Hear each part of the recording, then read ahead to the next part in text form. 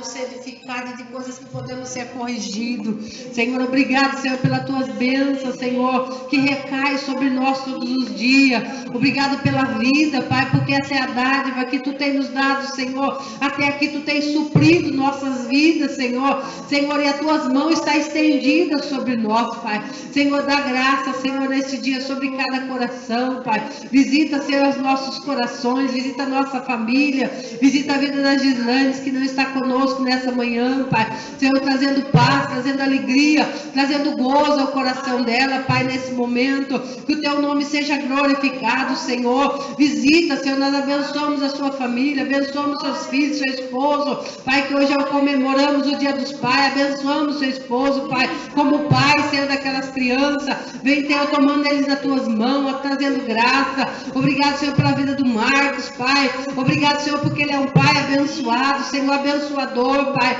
Obrigado, Senhor, pela vida, Senhor, do teu servo, dando saúde, dando alegria, dando gozo ao coração dele, Senhor. Abençoa o seu lar, Pai, abençoa a sua família, a vida da irmã Vilma, a vida da sua filha Thaís, da Ju, Pai, do Marquinhos, Pai, de modo especial, Pai. Abençoa, Senhor, este lar, Senhor, que as bênçãos recaiam sobre a vida deles, Pai. Senhor, eu não tenho ouro nem prata, mas tu tens, Senhor, o ouro e prata, Senhor, para dispensar sobre as suas vidas, que não falte nem coisas pequenas, nem coisas grandes sobre este lar, Pai, para que o teu nome seja glorificado. Nós abençoamos a vida do nosso pastor, Pai. Toma ele nas tuas mãos nessa manhã, visita ele de um modo especial, Pai. Senhor, como pai, como pastor, Pai. Pastor é como, Senhor, cuidando das ovelhas, cuidando de ovelhas que não são os seus filhos, Senhor, mas que são teu por herança, porque a tua palavra diz que tu tens chamado a ele, Pai, e eu quero abençoar ele como teu servo, Senhor, e abençoar ele como pai também dos meus filhos.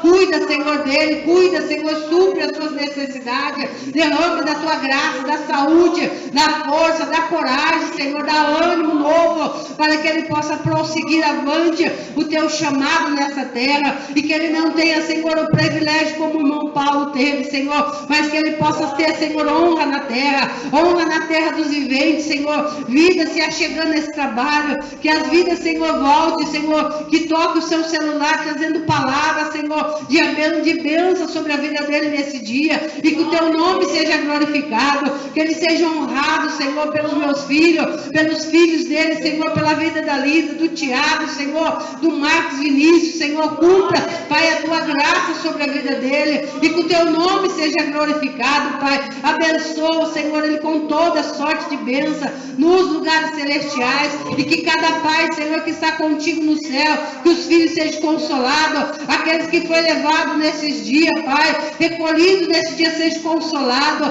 e aqueles que têm o Pai, que tem o privilégio de abraçar, Pai, não importa a circunstância, vai e abraça, e que o teu nome seja glorificado. Obrigado pela vida do meu pai Ismael, Pai, obrigado pela vida do meu padrasto Miguel, Pai. Cumpra, Pai, as tuas promessas sobre a vida deles, mesmo em memória, Pai, tu tem algo para derramar sobre a terra. Derrame, Pai, sobre o pai da Vilma, Senhor. Cumpra, Pai, a tua promessa, Senhor, as orações dos teus servos que eles fizeram na terra e que não foram ouvidas ainda. Derrama sobre a sua descendência, e que a sua descendência seja alcançada sobre a vida do pastor Silas, Pai, também em memória. Nós colocamos diante do teu altar e pedimos a ti que as tuas mãos poderosas venha, Senhor, trazer bênção, e recaia a bênção sobre os filhos, Senhor, para que o teu nome seja glorificado, em nome de Jesus, Pai. Honra, Senhor, a cada família, a cada lar nesse dia, de um modo especial. Nós sabemos que muitos vão ter, Senhor, a tristeza de colocar os seus pais ainda no túmulo nesse dia. Alcance os corações deles, Pai, e que haja consolo e conforto, para que o teu nome seja glorificado, em nome de Jesus.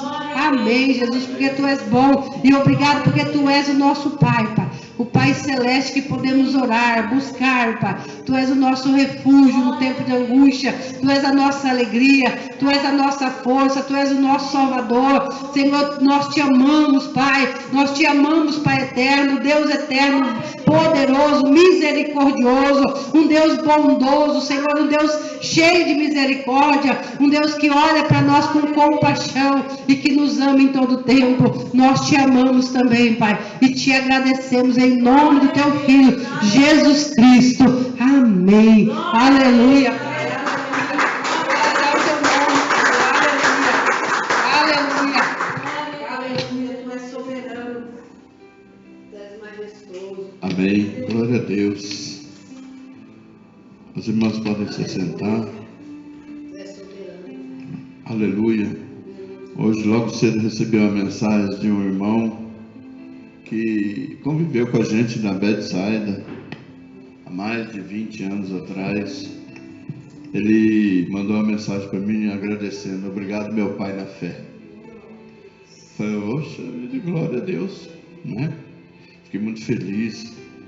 E ele falou assim que eu nem era pastor ainda, mas eu já instruía ele como se fosse um pastor, né? Para ele seguir o caminho certo, para ele fazer as coisas certas.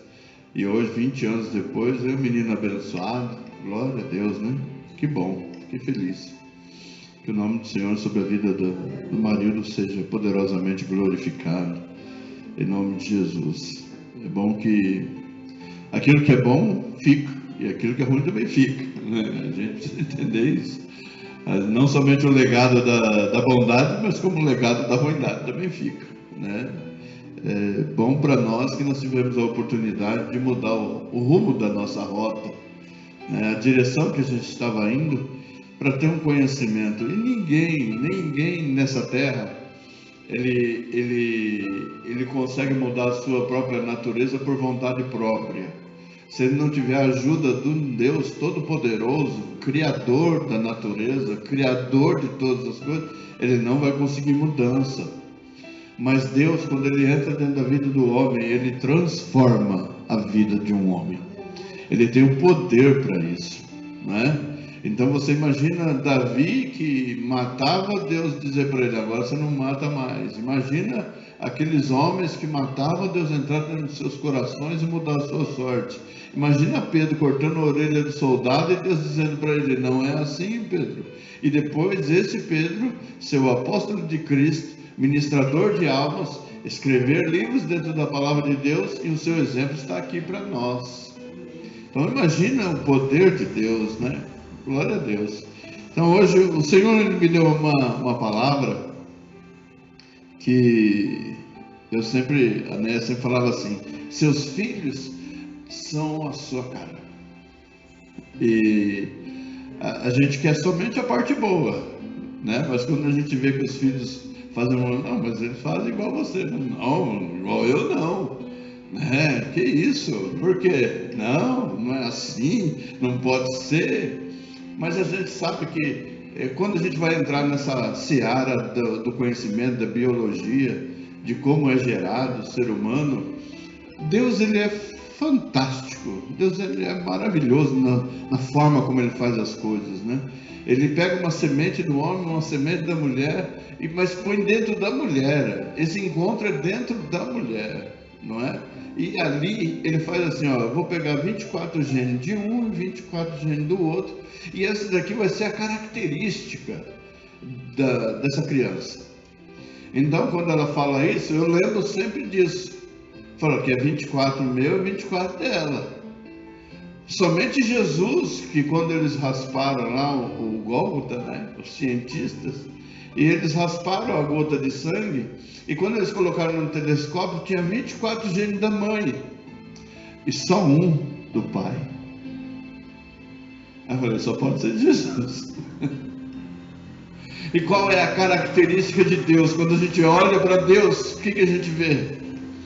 A gente vê um Deus amoroso, a gente vê um Deus de paz, também de guerra, a gente vê um Deus que cura, que liberta, que transforma. É esse Deus espiritual que está sentado lá na glória. E quando a gente olha para o seu filho, para a característica do seu filho, que ele gerou no ventre de Maria, quando a gente olha para Cristo, o que é que ele fazia? Ele era amor, ele era paz, ele trazia cura, também trazia guerra entre as pessoas. Eu não vim para trazer paz, eu vim para trazer guerra. Ele trouxe tudo isso, ele trouxe harmonia, ele trouxe algo gostoso, ele trouxe transformação de vida. Então o filho se parece com o pai.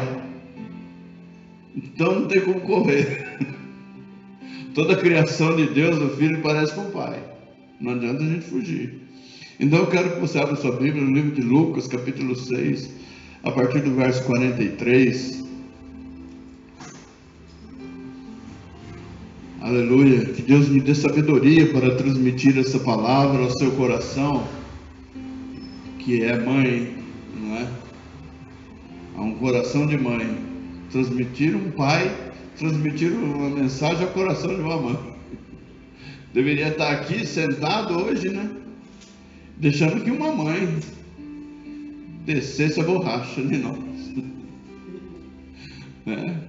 Mas como eu falei para a pastora assim, não, você prega quarta-feira. Não, pregou. Eu vou falar para ela pregar, ela também não vai pregar. Então vamos seguir em frente. Né?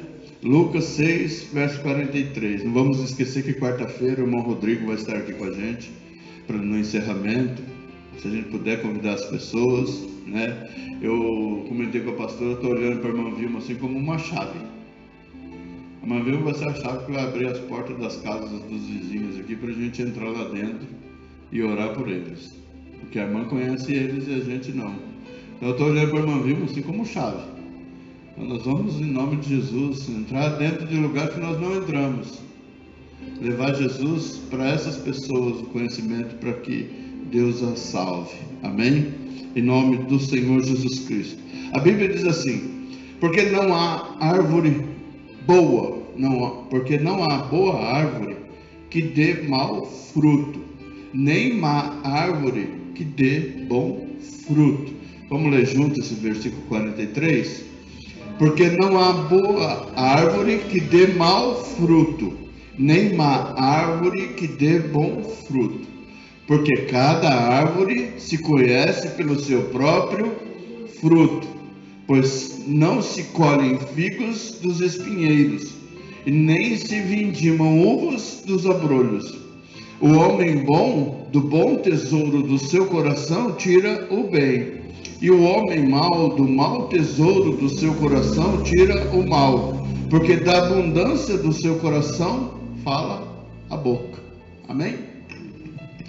Eu vou ler algo que eu peguei aqui da internet, que é para eu alimentar a minha mente, para poder falar para você. A importância da terra. Né? Nós estamos falando da plantação da árvore e a importância da terra. Se a gente analisar que a terra sem semente, ela não produz.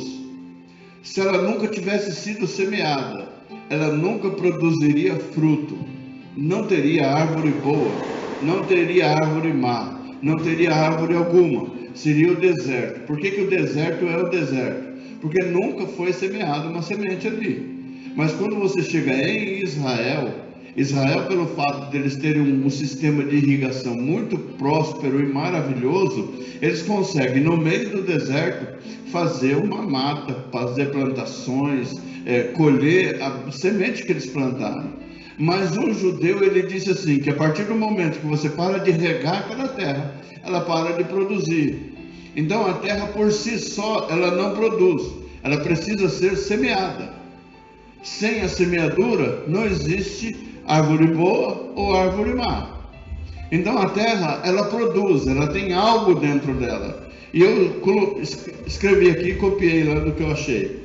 Ela apresenta nutrientes que são fundamentais para o desenvolvimento das plantas, como magnésio, ferro, nitrogênio e potássio.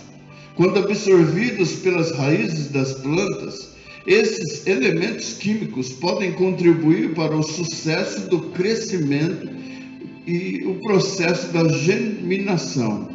Ela precisa da temperatura, da disponibilidade, água, oxigênio e luz. Então a terra, ela é uma recepção, ela é uma receptora. Então ela somente recebe a semente. Então, quando eu olho assim, eu pensei assim comigo. Então quer dizer que a terra, no princípio, quando Deus diz assim, que no princípio criou Deus os céus e a terra era sem forma e vazia. Não existia nada na terra.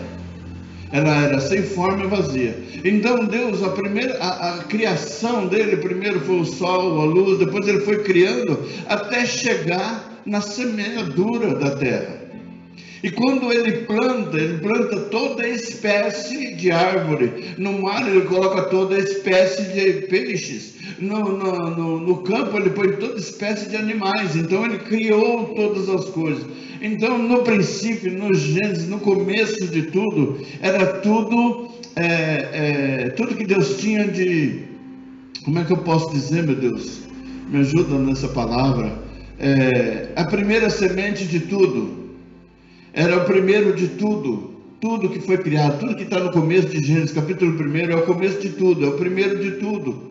Adão foi o primeiro homem, foi a primeira criação. Depois a criação ela se multiplicou através de Adão. Então as árvores se multiplicaram através das próprias sementes. Então o princípio, a natureza, a essência de tudo, o começo de tudo, foi Deus quem criou. Foi Ele quem fez todas as coisas. Então nada do que foi feito sem Ele poderia ser feito. Então nas mãos de Deus estava a essência de tudo, estava a primeira amostra de todas as sementes, de tudo que foi feito estava nas mãos de Deus.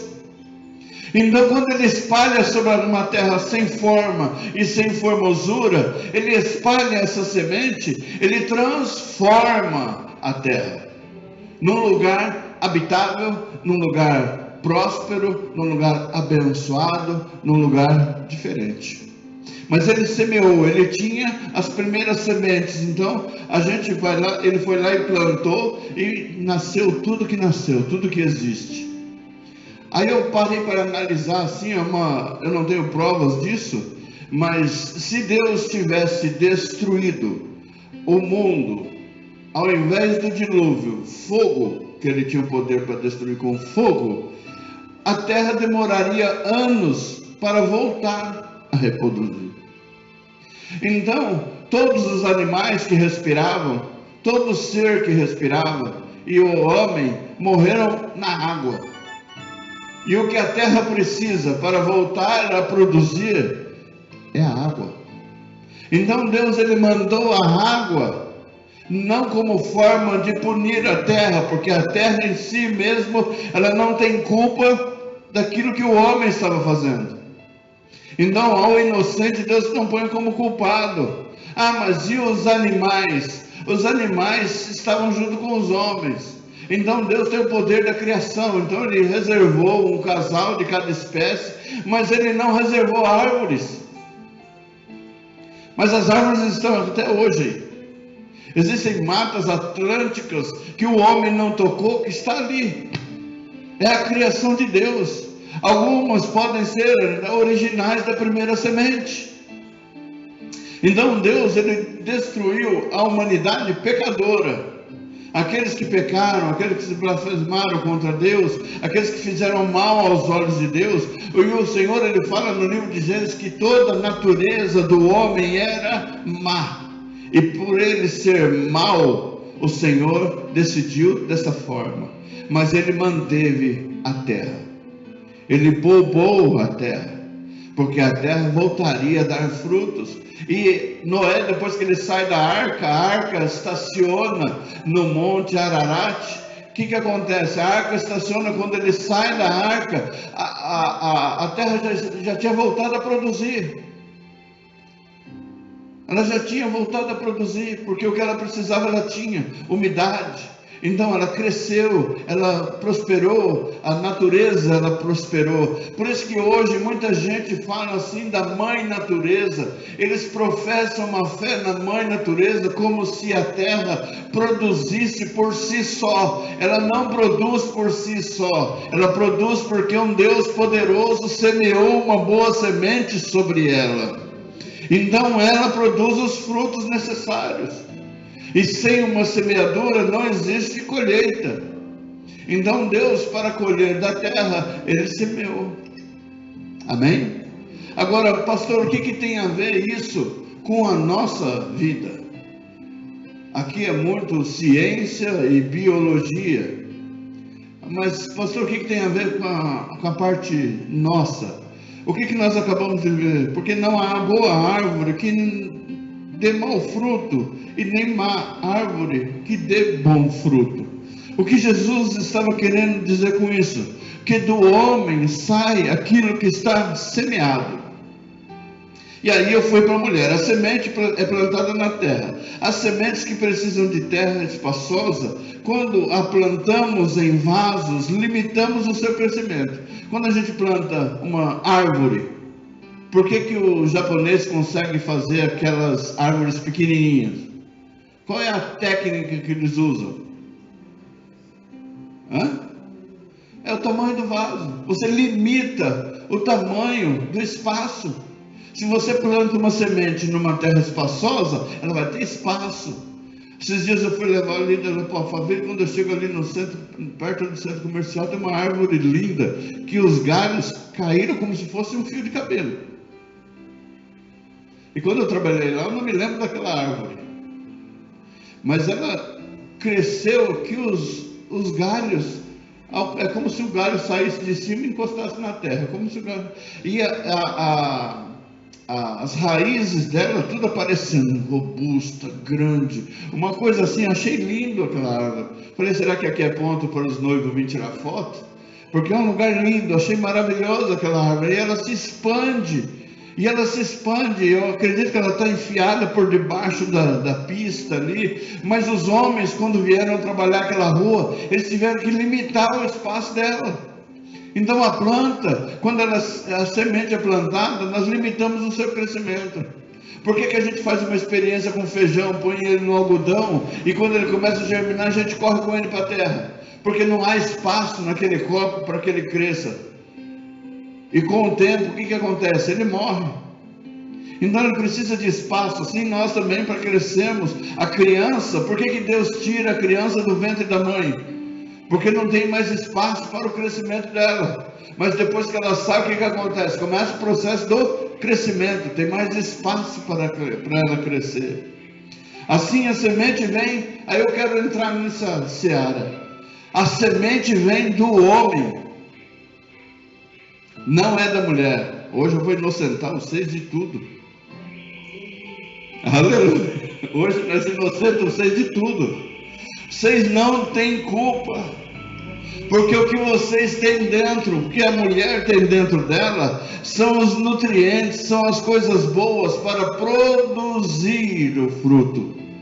Então dentro de você vai vir o quê? Um pouco, no cordão umbilical vai vir um pouco da natureza da mãe, um pouquinho da natureza, mas a semente pura vem do homem. Então, quando a gente olha assim, eu falo, hoje eu vou ter que dar razão para a Néia, porque a Bíblia diz que a criança, ela é o pai. Porque aquela criança, aquela semente ali, quem deu foi o pai. Ele é o responsável por aquilo.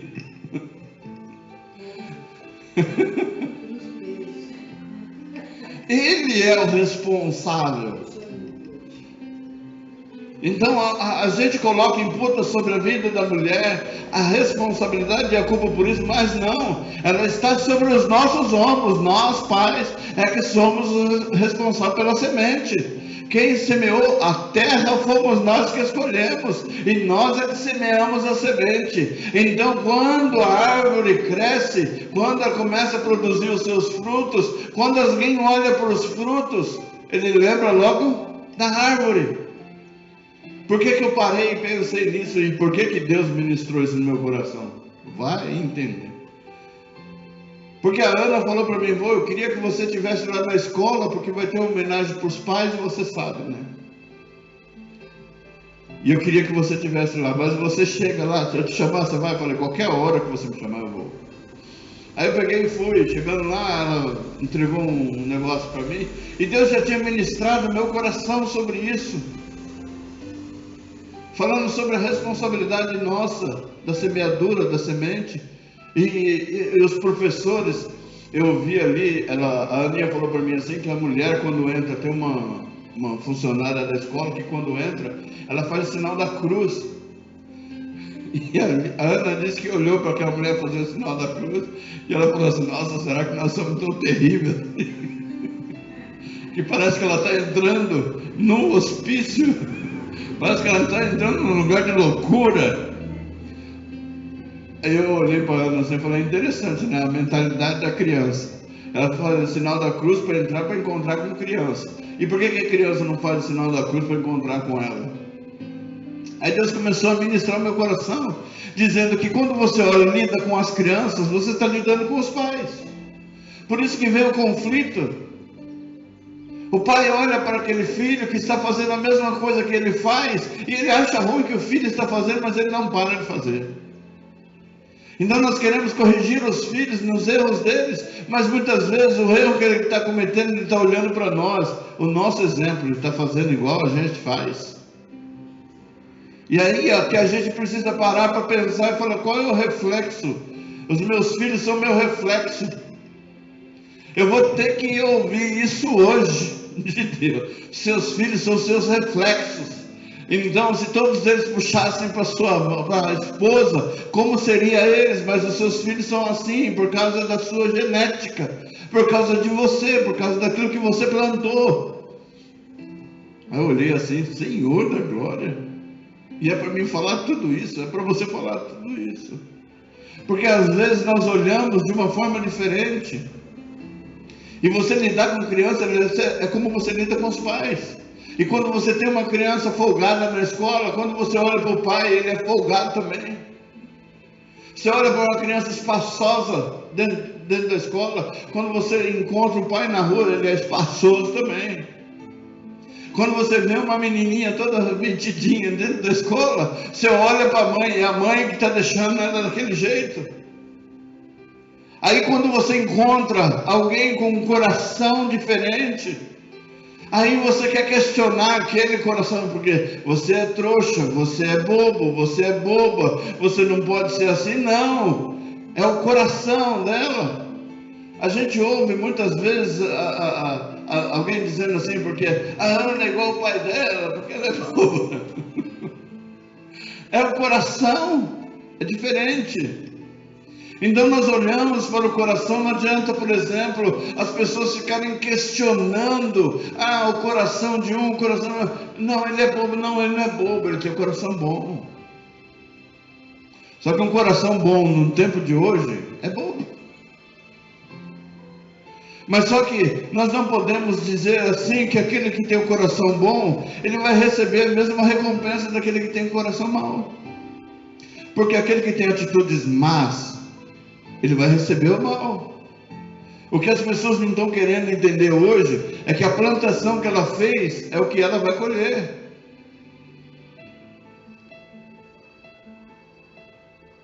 É o que ela vai colher. É sua plantação.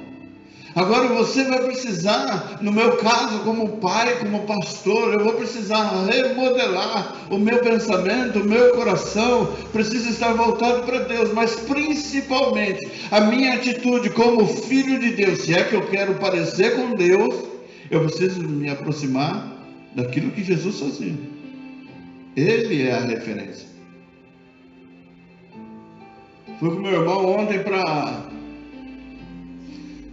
o cemitério, e ele falando assim sobre os acontecimentos da igreja de um modo geral, das pessoas que saíram da igreja, tudo.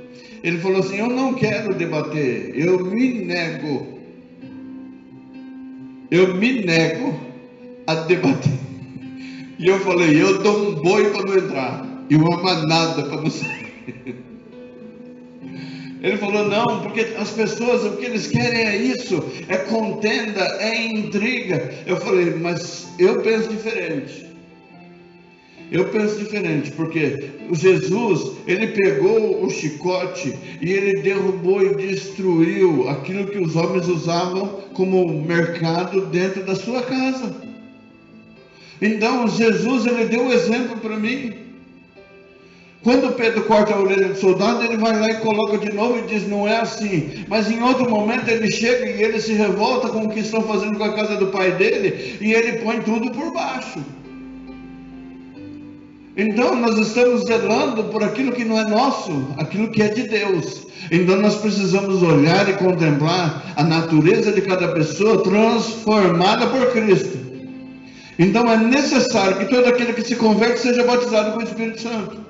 É necessário que ele tenha Jesus dentro do seu coração. É necessário que ele leia a Bíblia, porque se ele não fizer nada disso, a natureza dele vai estar exposta dentro da igreja o tempo todo. É aquele encrenqueiro, aquele que fica intrigando, colocando uns contra os outros. É o contendeiro, é aquele que usa o principado de Jezabel, usa a vida dele. Aqueles principados no mundo celestial usam a vida dele, demônios usam a vida dele dentro da igreja.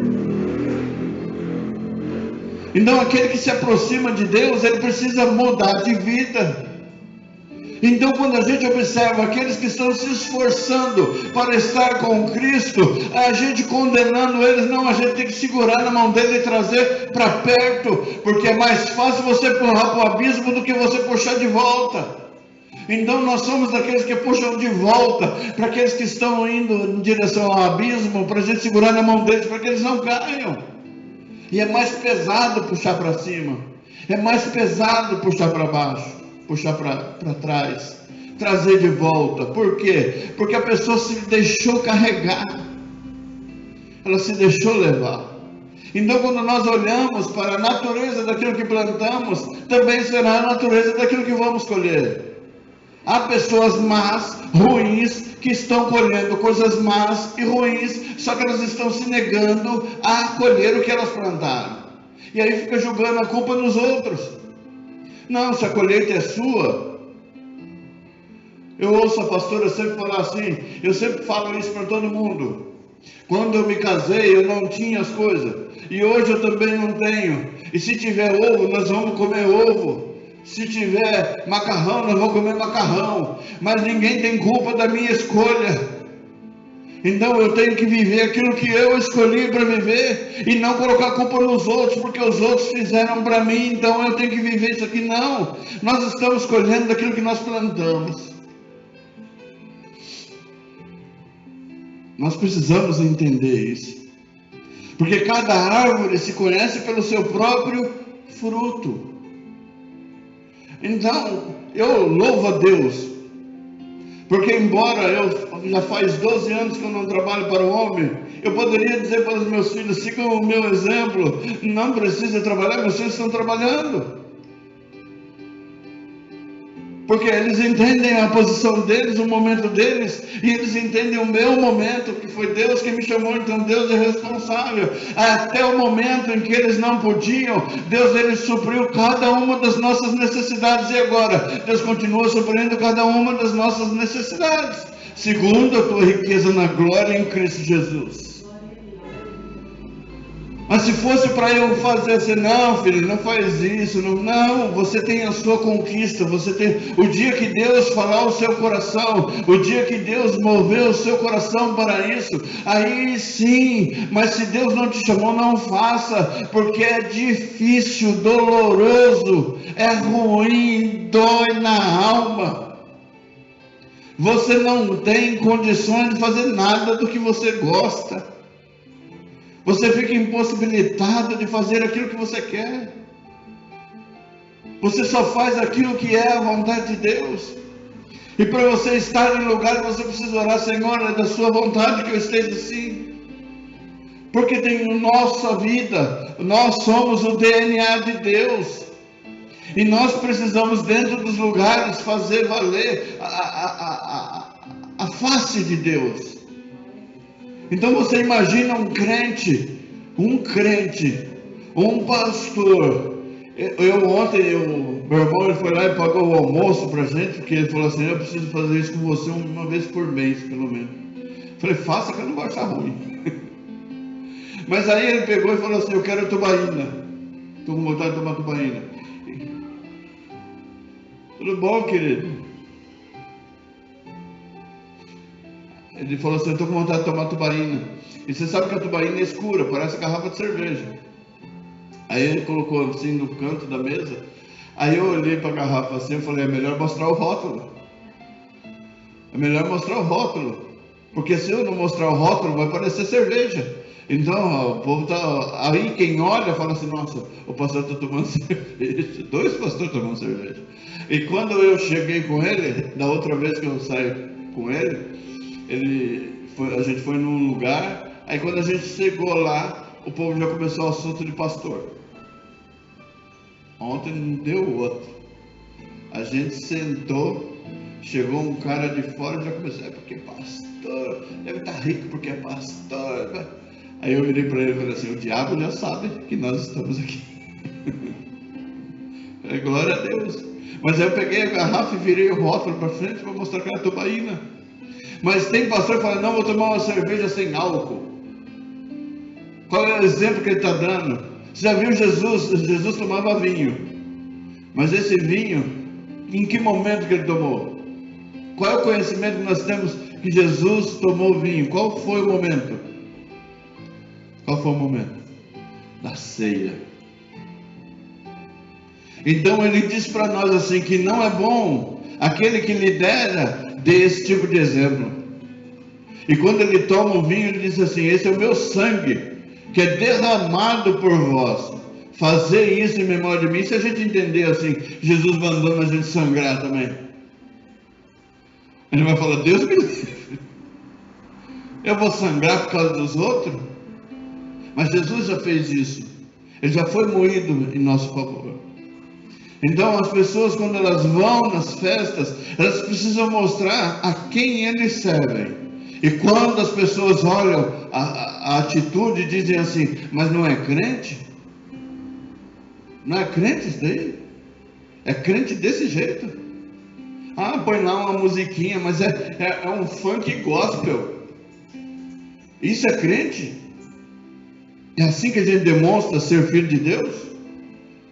Se Jesus é filho de Deus, qual era a atitude dele, a característica dele? Ah, nós somos filhos de Deus, co-herdeiros com Cristo, então nós temos que parecer com Deus. E nós somos parecidos com Deus? Se a mulher fofoqueira é feia, imagina homem. Falei isso pro meu irmão. Falei, homem fofoqueiro é pior ainda. É muito mais feio. Você imagina só um homem barbado criando assunto? Não cabe, né? A semente vem de quem? Vocês estão fracos. De quem vem a semente? Do homem. De quem é a culpa? É do homem. Os filhos é de quem? Do homem. E por que na hora que separa lá, que briga, o juiz decide que fica com a mulher? Tem juízo nele? Porque olha só que interessante, o homem é que tem o dinheiro, a mulher não tem. Ao invés do juiz decidir para que o homem cuide da sua cria, ele decide que uma mulher que não tem dinheiro cuide. E depois ela vai cuidar da criança com 33% daquilo que o homem ganha. Isso é justiça? Não é justiça. Justiça é você pegar, ó, essa prole é sua, você que fez, a semente é sua, agora você que cuida. Eu só vou visitar, vou pegar final de semana de 15 em 15 dias e vou viver. Mas a mulher não, a mulher também quer, porque é o meu direito, porque é o meu direito, fica cega por causa do meu direito, e aí começa a causar esse tipo de coisa. Aí o juiz vai lá e sentencia ela a viver de que maneira? Você não vai sair, olha o que o juiz está dizendo, você não vai poder sair, você não vai poder passear. Enquanto isso o outro faz o quê? Passeia, está solto, está livre, isso, aquilo. Não, a resposta, guarda compartilhada, nada disso. Você é o pai, você que cuida. Essa vai ficar para a história.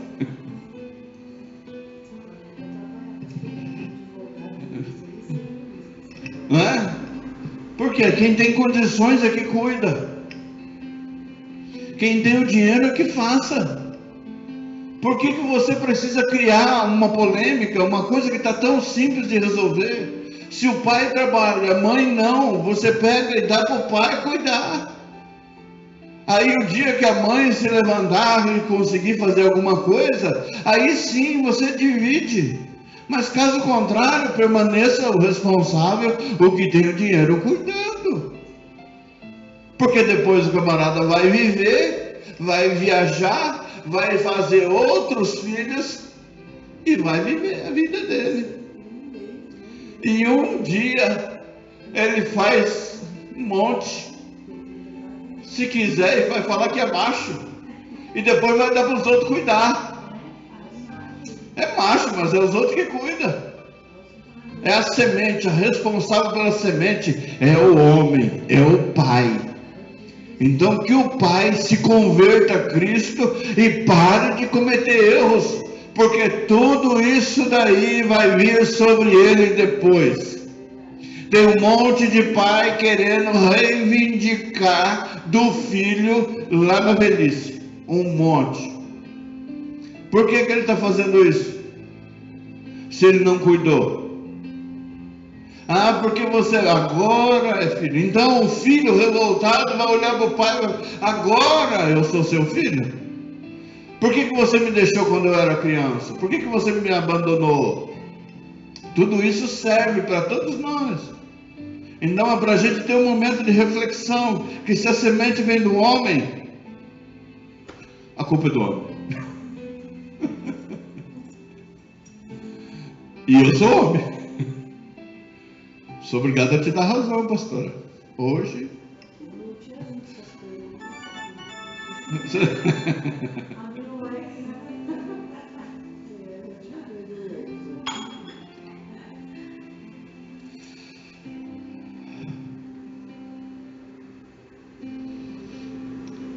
Pelo filho se conhece o pai. Quando você olha para o filho, você sabe o pai que tem. Está doendo o negócio hoje? Está difícil. Olhando para o filho, você conhece o pai. Que dureza, hein? Essa... Porque vamos voltar para Jesus, né? Vamos olhar para Jesus, né? Olhando para Jesus, a gente olha para quem? E quantas vezes ele disse: eu sou o filho, ele é o meu pai? Quantas vezes ele falou isso? E o povo olhava para ele como sendo o quê? Um blasfemador, como alguém que estava usando o nome de Deus em vão. Mas ele chamava meu pai. Eu vou para a casa do meu pai, eu quero estar junto com meu pai. O meu pai disse isso, meu pai disse aquilo. E quando nós olhamos, Pilatos, quando olhou para ele, viu diferença. Olha, você não é diferente, você é diferente de todos nós. Porque não é normal o homem ser tão castigado desse jeito e as pessoas seguirem ele, e ele chega lá e multiplica pão, dá visão ao cego, o paralítico anda, a mulher com hemorragia é curada, tantas coisas, tantas multidões. A Bíblia diz assim que os milagres de Jesus não cabiam dentro dos livros no mundo inteiro. Então ele fez coisas tremendas e maravilhosas. Então quando nós olhamos para Cristo, nós olhamos para o Pai, e se nós queremos nos identificar com um deles, nós vamos precisar mudar muita coisa na nossa vida. A gente acha que é só lá expulsar demônio, que é só lá colocar a mão. Olha, vamos entender o plano de Deus. Nós oramos no domingo pela vida da Bianca, e a Bianca estava internada. Ela mandou um áudio para a gente do Zap, pedindo oração. E ontem, quando eu chego do cemitério, eu olho para ela lavando lá a casa dela. Ela voltou para casa na terça-feira. Eu vejo o milagre de Cristo, porque dias antes o médico deu uma sentença, corre risco de morte, mas ela estava ali viva para a glória do nome de Jesus Cristo. E ontem volto do cemitério sepultando um pastor que teve um AVC no sábado, e nós oramos aqui por ele e não tivemos o mesmo efeito. Aí nós vamos para Deus: por que o Senhor fez dessa forma? Não, Ele decide quem vai para Ele e quem permanece ainda. Louvado seja Deus. É Ele quem decide todas as coisas. Então, se nós queremos parecer com Cristo, nós vamos precisar mudar muita coisa na nossa vida. Vários assuntos permearam a nossa ida até o cemitério e a volta. E um deles foi o homossexualismo. Eu disse para ele assim: olha, Deus tem ministrado muito no meu coração sobre isso, para a gente começar a entender que o diabo é quem agiu em todo o tempo, é ele quem está fazendo todas essas coisas. Se a semente vem do homem, o que dois homens podem produzir, gente? O que duas mulheres podem produzir? Nada. Então a intenção do diabo é interromper a produção que Deus deu, a ordem que Deus deu. Ele está querendo trazer a mentalidade do povo, uma mentalidade dessa forma para parar a produção. Aí eu disse para ele assim, olha que coisa interessante, e através do preconceito, nós estamos nos afastando de quem nós amamos, nós estamos abandonando quem nós amamos, que são pessoas próximas de nós. E Jesus Cristo, ele disse assim que ele abomina o pecado. Então o pecado, ele é abominável, mas o pecador, ele é digno de ser justificado, e é Jesus Cristo quem nos justifica. Então essas pessoas precisam de Cristo, e nós somos os responsáveis por transmitir Cristo. E como é que Jesus agiria com essas pessoas? Como? Qual seria a atitude de Cristo nesse momento? Jesus sentaria com essa pessoa e colocaria ela no calabouço, condenaria ela à morte, ou trabalharia somente, repreenderia o diabo que está perturbando a vida dela e traria ela de volta para a luz que é o seu lugar. Era isso que Jesus faria. Então é isso que a igreja precisa fazer, é isso que nós temos que fazer. Não olhar como o mundo olha, olhar como Jesus Cristo olha.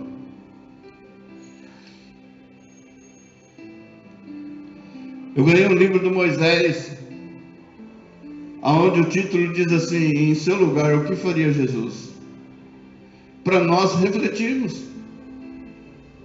No nosso lugar, o que Jesus faria? Como a situação que eu comentei com a irmã Vilma a respeito da moto, eu vou perguntar para Cristo, o que Deus faria? Porque é muito duro e é muito difícil a gente precisar responsabilizar sendo que a culpa é do outro. Como que pessoas boas pagam pelos outros?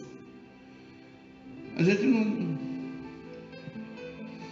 Assim Deus, ele olha para nós e ele fala assim, dentro de uma família, se há uma perda, todos sofrem, independente da morte. Veja o rebuliço de uma morte. É muito bom quando você vai num velório e você vê paz. E é horrível quando você vê aquele rebuliço, aquele burburinho, aquela coisa horrível. Já não basta aquela dor, ainda vai vir dor sobre dor. Então a gente precisa começar a analisar para que Deus seja o reflexo, que nós sejamos o reflexo de Cristo. Ele disse o tempo todo, olha para a cruz. O apóstolo Paulo, eu crucifiquei com Cristo a minha natureza, para não deixar que ela produza além daquilo que seja a vontade de Deus. A bispa Sônia disse, Senhor, que vamos fazer assim, que de repente a sua vontade é a minha vontade, e a minha vontade é a sua vontade. Então nós vamos fazer uma mistura assim. Então, só que as pessoas, elas querem, aí vamos dizer assim, Senhor, o que o Senhor fez com aquelas pessoas que pegaram uma cana e deram na sua cabeça para cravar aquela coroa de espinho? Na cruz ele disse, Pai, perdoa-os, porque eles não sabem o que eles estão fazendo.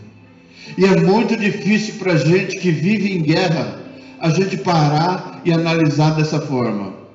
E falar, Senhor, perdoa eles, porque eles não sabem o que está fazendo. Eles sabem o que está fazendo, sim. Tem que levar, tem que pagar essa conta, porque é culpa dele. Foi ele o responsável por tudo isso daí. Então ele tem que pagar mesmo.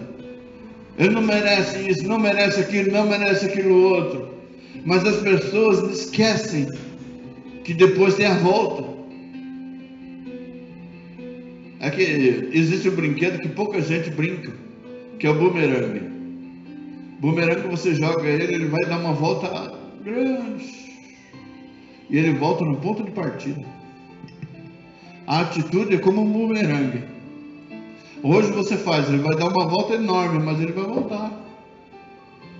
A recompensa, ela volta. E o nome do Senhor, com certeza, será glorificado. Pelo Filho se conhece o Pai. A terra por si mesma não produz. A semente, ela é receptiva. A terra, ela é sempre receptiva. A terra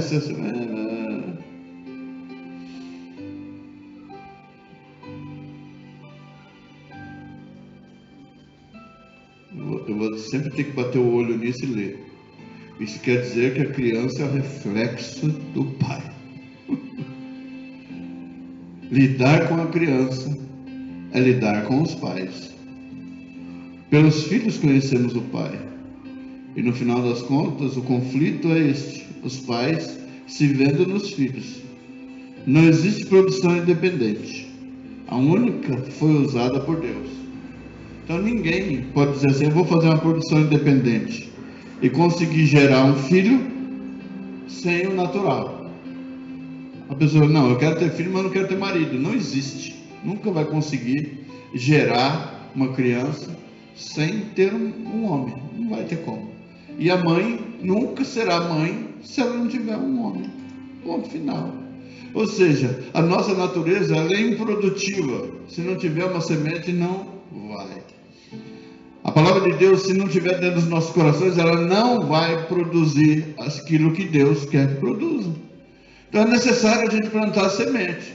A Valnice Milhomes, eu vi um vídeo dela dizendo assim que nós precisamos, quando a gente se converte, nós precisamos tirar de dentro de nós tudo aquilo que nós aprendemos no mundo e substituir com a palavra. Então você precisa se reeducar, você precisa retomar a sua vida, você precisa ter um hábito diferente, e o hábito é de você ler a Bíblia todos os dias. Ela falou dessa forma, todos os dias. Para quê? Para preencher o espaço que ficou vazio. Então é necessário que nós façamos dessa forma, lemos a Bíblia, porque a Bíblia é a palavra de Deus. Sendo a palavra, Jesus é o verbo é a palavra. E quando nos enchemos da Bíblia, nos enchemos de Deus. Então é Ele quem vai nos dar a direção, é Ele que vai mudar a nossa natureza. Então, se a gente tinha a mania de discutir por tudo, Ele vai plantar dentro de você o domínio próprio. Então você vai conseguir se dominar a não se deixar levar pela provocação, para que essa provocação não traga um efeito destrutivo. Então Ele vai te dar o amor próprio, Ele vai trazer sobre você os frutos, a temperança. O que é o tempero? É você ser harmonioso, as coisas estarem em harmonia. Se uma coisa está a mais, se tem muito sal, fica salgado. Se tem muito doce, fica doce demais, fica enjoativo. Então é necessário ter o tempero. Então, temperança. Deus, Ele vai plantar dentro dos nossos corações a temperança. Amém? E Deus me contou um segredo. Abra sua Bíblia, 2 Coríntios, capítulo 9, a partir do verso 6. Isso é um segredo para você, só não pode contar para os outros. 2 Coríntios, capítulo 9,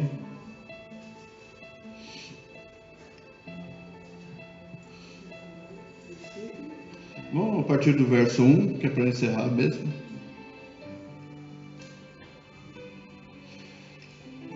Já que eu assumi toda a culpa, né? O homem é o responsável por tudo, né? A pastora sempre fala assim: a mulher é responsável pela harmonia dentro de casa, e o homem é que de vez em quando traz a guerra. Aí depois vai a mulher botar paz. Um filho provoca o pai, e depois o pai reage, aí depois a mãe vai lá no filho e fala: não, filho, não faz assim. Depois vai no marido, não, filho, não faz assim. É uma mediadora, está ali como uma mediadora. E quem é a mediadora entre nós e Deus? Jesus Cristo. Então, a característica dentro da família, quem tem a característica de Cristo?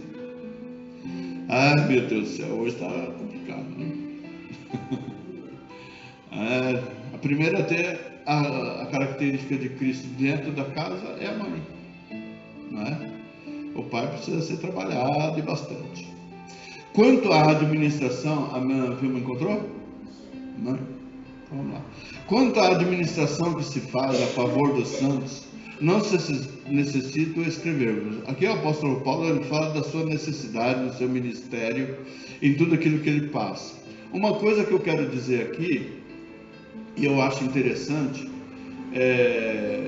numa família, um pai trabalha, a mãe trabalha e o filho não. Aí o filho começa a trabalhar. Eu queria fazer uma pergunta. O patrão do pai e o patrão da mãe, ele tem que parar de pagar o salário do pai e da mãe porque o filho começou a trabalhar? Sim ou não? Hã? O patrão, ele tem o direito de parar de pagar o salário do pai e o salário da mãe porque o filho começou a trabalhar? Acha? Não pode. Não pode. Porque uma coisa é um pai trabalhando, outra coisa é uma mãe trabalhando, outra coisa é o filho que começou a trabalhar. Ele vai receber pelo seu trabalho, o pai pelo seu trabalho e a mãe pelo seu trabalho. Mas o que acontece muito hoje? É que se o pai, o filho começou a trabalhar, as pessoas falam assim, então o pai não precisa mais. Eu quero colocar isso porque às vezes as pessoas falam assim, já que os filhos do pastor estão trabalhando, então o pastor não precisa mais. É como se o patrão não tivesse mais responsabilidade sobre o pastor. Quem é meu patrão? Quem? É Deus.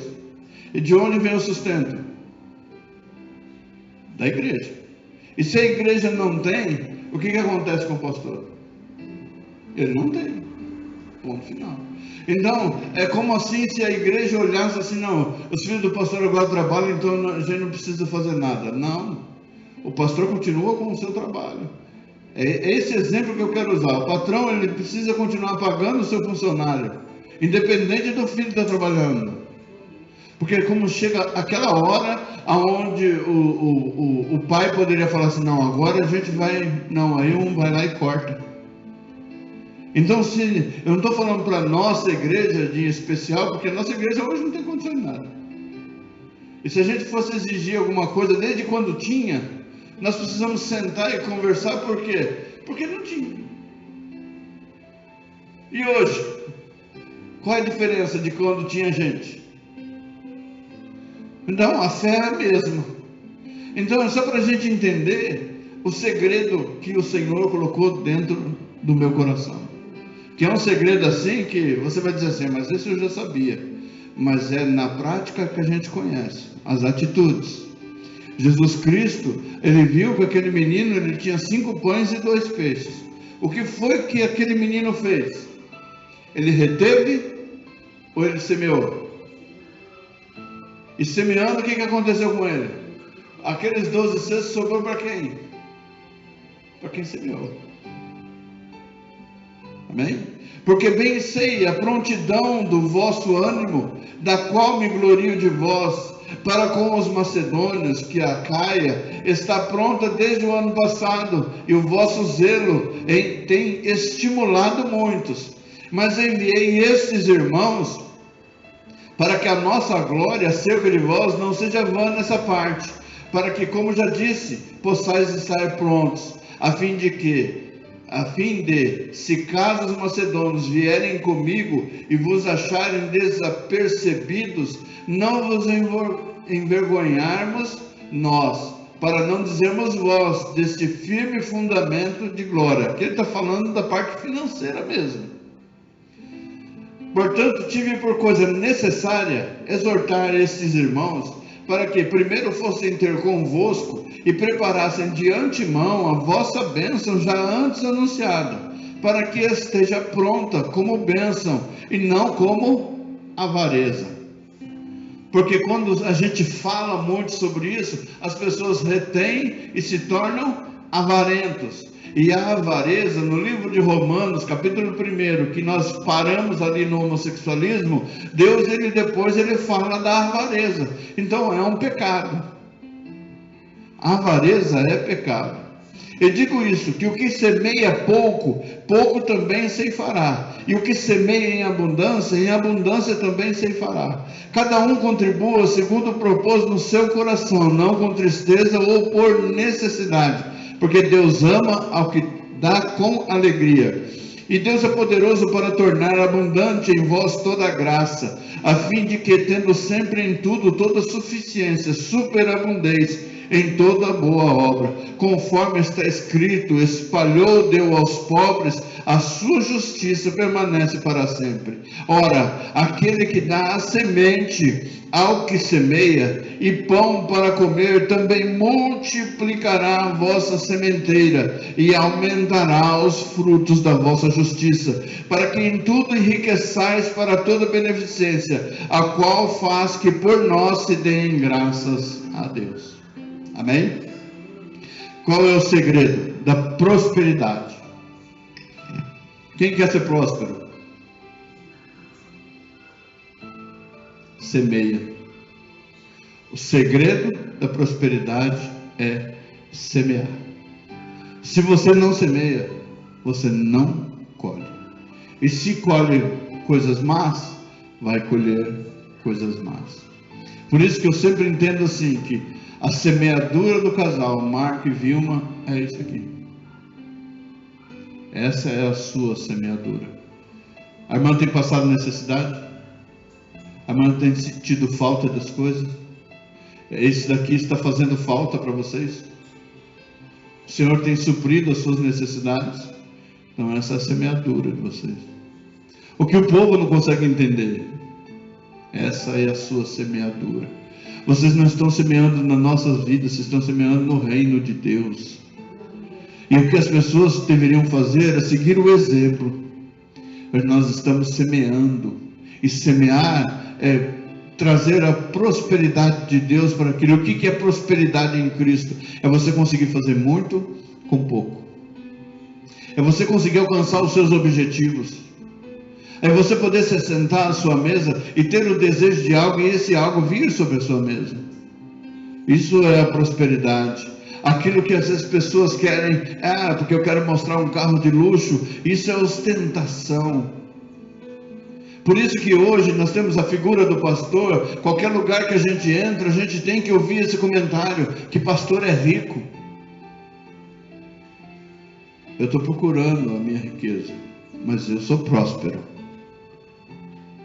E o que eu semeio é a palavra de Deus, essa é a semente. Então que essa semente nessa manhã permaneça na sua alma, permaneça no seu coração.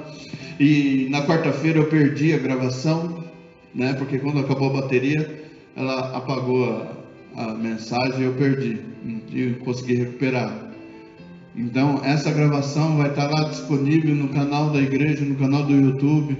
E que, se você puder, transmita aos outros, ouça essa palavra, para que você entenda o que é ser família, o que é ser pai, o que é ser cristão, para a glória de Deus, porque nós somos o reflexo de Cristo na terra. E como é que nós, como filhos de Deus, estamos nos comportando? Amém? Vamos colocar de pé. Louva a Deus pela vida do pastor Ané, louva a Deus pela vida da irmã Vilma. Que o nome do Senhor sobre as suas vidas seja poderosamente glorificado. Perdoe a nossa ignorância como homens, porque hoje a gente sabe que a culpa não é de vocês, a culpa é toda nossa. Então que a gente assuma as nossas responsabilidades, né? Que os varões assumam as suas responsabilidades, que se a gente não sabe amar, nós temos que aprender a amar. Se a gente não sabe curar, a gente vai ter que aprender a curar. Se a gente não sabe fazer direito, a gente vai ter que aprender a fazer direito. Só, Senhor, não me ensina a cozinhar, porque eu não gosto também, e eu te louvo pela minha esposa. Amém. Senhor Deus Todo-Poderoso, eu quero te louvar, Senhor amado, por esta linda palavra nesta manhã. Quero te louvar e te agradecer, ó Pai, pela oportunidade que eu tenho, Senhor amado, de estar aqui dentro desse lugar, Pai, dentro dessa semeadura, Pai amado, que tem trazido bênção sobre a vida desse casal, ó Deus. Pai amado, eu quero te glorificar, quero te exaltar e quero te agradecer, ó Pai. Senhor amado, são pessoas, ó Deus, que o Senhor ministrou os seus corações, o que muitos não conseguem compreender, ó Pai, mas trabalha nas suas vidas, trabalha dentro do seu lar, transforma, Senhor amado, o seu celeiro, traz a prosperidade sobre a sua casa, e que o teu nome, Senhor amado, sobre ela seja glorificado, e sobre as nossas vidas, Senhor amado, nós te agradecemos, nós engrandecemos o teu nome, Senhor, de uma forma especial. Pai amado, dignifica, Senhor amado, o teu nome dentro do meu lar, na minha família. Pai amado, e tu és o Deus que pode transformar a vida dos meus filhos. Pai amado, o Senhor pode mudar as suas características e colocar dentro deles a tua vontade e a tua palavra. Em nome de Jesus Cristo, abençoa cada pai, Senhor amado, em toda a face da terra, que todos, Senhor amado, tenham um momento de reflexão nesse dia, Pai. Entenda, Senhor amado, o processo que está vivendo a sua família, e que ele se coloque, Senhor amado, como alicerce, que ele se coloque como ajudador, que ele se coloque como bênção e abençoador da sua casa, em o nome de Jesus Cristo. Pai amado, nesta manhã, eu quero abençoar a minha casa com todas as bênçãos de sorte nas regiões celestiais. Pai amado, que todas as bênçãos que estiverem retidas, que elas sejam liberadas e o teu nome seja glorificado sobre a vida da minha casa e da minha família. Senhor amado, sobre a vida do lar da irmã Vilma, Deus, cobre ela com teu sangue, reveste a sua vida com teu poder, Pai, e nós seja liberada todas as bênçãos sobre a sua vida, e que cada pai nesta manhã, Pai, tenha um encontro glorioso contigo, e o teu nome seja poderosamente glorificado. É o que eu te peço e te agradeço em nome do teu Filho amado Jesus Cristo, e que a graça de nosso Senhor e Salvador Jesus Cristo, o amor de Deus, o nosso Pai, a comunhão e a consolação do Santo Espírito de Deus esteja com a igreja vitoriosa de Jesus Cristo aqui reunida, e todos os irmãos digam amém. Está encerrado em nome de Jesus. Cumprimento o irmão com a paz do Senhor, e por gentileza não esquece do pastor. Aleluia. Hoje as irmãs ficaram felizes.